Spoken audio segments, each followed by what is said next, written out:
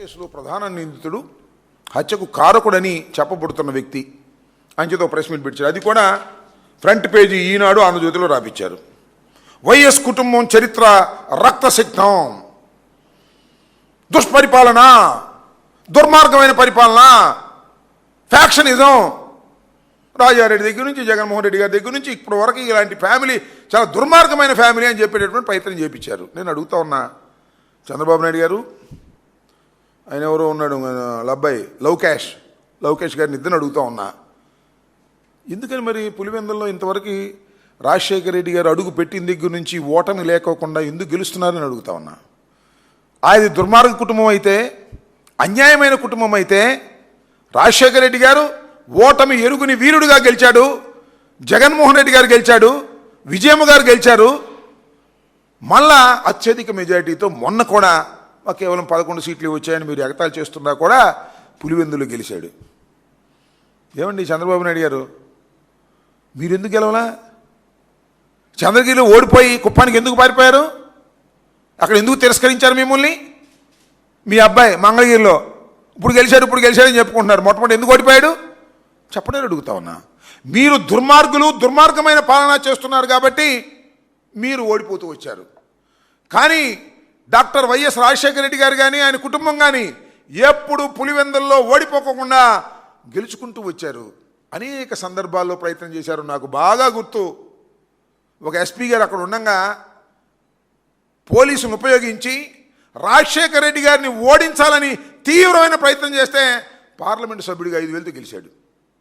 ఎంత ప్రయత్నం చేసినా కూడా ప్రజలు అంత మక్కువగా ఆ కుటుంబాన్ని రాయలసీమలో ప్రేమిస్తున్నారు. వాళ్ళ పట్టుకొని ఫ్యాక్షనిస్టులు, దుర్మార్గులు, రక్త చరిత్ర, గాడిద గుడ్డు, వంకాయ పులుసు అని చెప్పి ఏదో ఒకటి బ్రాండ్ చేసి మళ్ళీ జగన్మోహన్ రెడ్డి గారిని అణచాలని అనుకుంటున్నారు. మీ వల్ల కాదనే విషయాన్ని కూడా ఇక్కడ నేను ఖచ్చితంగా చెప్పదలుచుకున్నాను.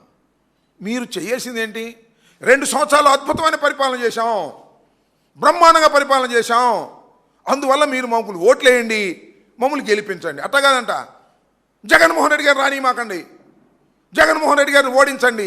ఈ భజన కార్యక్రమం చేస్తున్నారంటే కాన్ఫిడెన్స్ పోయింది మీకు. బాబు కొడుకులకి ఇద్దరికి కాన్ఫిడెన్స్ పోయి జగన్మోహన్ రెడ్డి గారి మీద వ్యక్తిత్వహనాన్ని చేసేటటువంటి ప్రయత్నం మీరు చేస్తున్నారు. ఇంకో మాట చెప్పాలి, మీరు ఇన్ని చెప్తున్నారు కదా, నేను మాట్లాడుతూ ఉన్నా, నేను అడుగుతా ఉన్నా, మంత్రులు రోజు 2 నెలల నుంచి ఇదే పని, చంద్రబాబు మాట్లాడతాం, వాళ్ళ అబ్బాయి మాట్లాడతాం, వీళ్ళు ఇష్టం వచ్చినట్టుగా జగన్మోహన్ రెడ్డి గారిని, వైఎస్ఆర్ కాంగ్రెస్ పార్టీని ఇదే పనిలో ఉన్నారు తప్ప పరిపాలన చేసే పనిలో లేరు. చంద్రబాబు నాయుడు గారు కూడా అంతే, నియంతలాగా పరిపాలన చేస్తున్నాడు తప్ప చక్కని న్యాయం చేసేటటువంటి పరిపాలన మచ్చు కూడా చేయనటువంటి దుర్మార్గమైనటువంటి రాజకీయం వల్ల చంద్రబాబు నాయుడు గారు నేను అడుగుతా ఉన్నా, గడిచిన 2 మాసాల నుంచి మంత్రులందరూ ఒకటే గొడవ జగన్మోహన్ రెడ్డి గారి మీద, వైఎస్ఆర్ కాంగ్రెస్ పార్టీ మీద. నేను సవాల్ చేస్తున్నా, మీ డిపార్ట్మెంట్లో కొన్ని విషయాలు మీరు చెప్పగలరా అని అడుగుతా ఉన్నా. నేను ఒకటే ఈ సందర్భంగా చెప్తూ ఉన్నా, మంత్రులకు ఒక సవాల్గా విసురుతా ఉన్నా. అయ్యా, ఆయన ఎవరు? పయ్యావుల కేశవులు గారు, ఫైనాన్స్ మినిస్టర్ గారు, సీనియరే కాదని అనలేం, తెలివిగలవాడే కాదని అనలేం. 3.4 లక్షల కోట్లు తీసుకొచ్చి ఏం చేశారు చెప్పగలరా మీరు? పయ్యావుల కేశవులు గారు, లేదు డిఫాక్టో చీఫ్ మినిస్టర్ లవకేష్ గారు, చంద్రబాబు గారు 3.4 లక్షల కోట్ల రూపాయలు అప్పు తీసుకొచ్చి ఏం చేశారు మీరు? ప్రజలకి ఏమైనా ఖర్చు పెట్టారా? జేబులు నింపుకున్నారా? చెప్పగలరా అని పయ్యావుల కేసులు గారిని సవాలు చేస్తా ఉన్నాయి వాళ్ళ రాష్ట్రంలో. దానికి మాత్రం చెప్పలేడు. గొడ్డలి పార్టీ, పొలుగు పార్టీ ఇట్లాంటి కార్యక్రమాలు చేస్తూ ఉన్నారు. అంతేకాదు రెవెన్యూ మంత్రి గారు, ఏమండి రెవెన్యూ మంత్రి గారు ఎలక్షన్ల ముందు ఏం చెప్పారండి? భూ సమస్యలన్నీ పరిష్కరించబడతాయి, రెవెన్యూ సమస్యలన్నీ పరిష్కరించబడతాయి అని చెప్పారు. 2 సంవత్సరాలు అయింది, ఎక్కడ సమస్యలు అక్కడే ఉన్నాయి.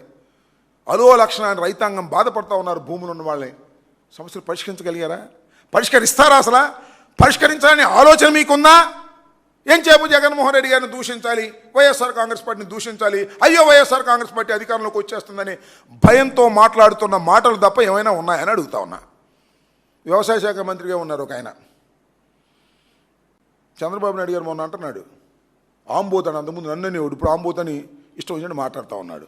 దానికి కూడా సమాధానం చెప్పగలం. ఎవరు ఆంబోతులు? నువ్వు ఆంబోతు, నీ అబ్బాయి ఆంబోతు. అంతకుమించి ఎవరు అంబోతులు? ఏ చేలో పడితే ఆ చేలో తినేస్తున్నారు మీరు. ఇవాళ అమరావతిలో తింటారు, ఒక స్కాములు చేస్తారు, డబ్బులు సంచులు పోగేసుకుని హైదరాబాద్ వెళ్ళి దాచుకుంటారు, అక్కడ ఇంట్లో పెట్టుకుంటారు. ఏ చేలో పడితే ఆ చేలో పడి ఇష్టం వచ్చినట్టు తినేటటువంటి అచ్చోసిన ఆంబోతులు బాబు కొడుకులు ఇద్దరు. అంత అన్యాయం, అక్రమం తప్ప రెండో పనే లేదు. వ్యవసాయ శాఖ మంత్రి గారు నేను అడుగుతా ఉన్నా, అయ్యా మీరు వ్యవసాయ శాఖ మంత్రి అయ్యారు, ఈ 2 సంవత్సరాల్లో అసలు గిట్టుబాటు ధర ఉంది? రైతు గిట్టుబాటు ధర వచ్చింది? కనీసం ప్యాడీకి లేదు, పసుపుకు లేదు, పొగాకు లేదు, మొక్కజొన్నకు అసలే లేదు. మొక్కజొన్నకు మద్దతు ధర లేదు అంటే దాడులు చేసి గోడౌన్లు సీజ్ చేసే పరిస్థితికి వచ్చారు మీరు. ఏం పోయేకాలం వచ్చిందో నాకు అర్థం కాలేదు. ఎవరు అంబోతులు? మీరు అంబోతులు. అచ్చెన్నాయుడు గారు కూడా అంబోతే, దానిలో ఏం అనుమానం లేదు. అచ్చోసిన అంబోతుల్లాగా వ్యవహరిస్తూ మమ్ముల్ని మీరు అనేటువంటి ప్రయత్నం చేస్తున్నారు. ఇది దుర్మార్గమైనటువంటి విషయం కూడా ఈ సందర్భంగా చెప్పదలుచుకున్నాం. అంతేకాదు, యుద్ధం పేరు చెప్పి ధరలు పెంచేశారు. తగ్గించగలరా మీరు? పౌర సరఫరాల శాఖ మంత్రి గారిని అడుగుతా ఉన్నా, జనసేన మీరేం చెప్పారు, ఇప్పుడు ఏం చేస్తున్నారు?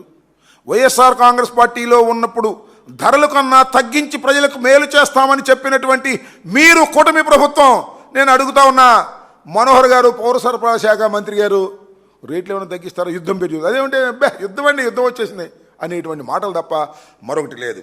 అంతేకాదు, పెట్రోల్ డీజిల్ ధరలు చంద్రబాబు నాయుడు గారు అబ్బాయి యువగళంలో వెళ్ళాడు, రాష్ట్ర ప్రభుత్వం పన్నులు తగ్గిస్తాం, కేంద్రం పెంచినా సరే రాష్ట్ర ప్రభుత్వం వేస్తున్నటువంటి పన్నులు తగ్గించి వినియోగదారులకు చౌకగా అందించేటటువంటి బాధ్యత మాది అని చెప్పారు. మేనిఫెస్టోలో కూడా పెట్టారు. అయ్యా లోకేష్ గారు, లవకేష్ గారు, ఎందుకు తగ్గించరండి? యుద్ధం పేరు చెప్పి తప్పుకుపోదాం అనుకుంటున్నారా? తగ్గించండి. మీరు రాష్ట్ర ప్రభుత్వం వేస్తున్నటువంటి పన్నులు తగ్గించి వినియోగదారులకు చౌకగా ఇచ్చేటటువంటి ఆలోచన చేయగలరా అని సవాల్ చేస్తున్నా. అదెందుకు? ఆయన విద్యాశాఖ మంత్రిగా ఉన్నాడు కదా. జగన్మోహన్ రెడ్డి గారు ముఖ్యమంత్రిగా ఉన్నప్పుడు స్కూల్స్ తెరిసే రోజుకి జూన్లోకి స్కూల్ బ్యాగులు వచ్చాయి, కిడ్స్. నేను చూశారుగా. ఇప్పుడు యుద్ధం అంట, స్కూల్ బ్యాగులు ఎవరంట, పోస్ట్పోన్మెంట్ అంట. ఏమండి లోకేష్ గారు, ఊరినే ఇష్టం వచ్చినట్టుగా మాట్లాడటం కాదు కదా. నీ విధి నిర్వహణలో నువ్వెందుకు ఫెయిల్ అవుతున్నావు చెప్పమని అడుగుతా ఉన్నా.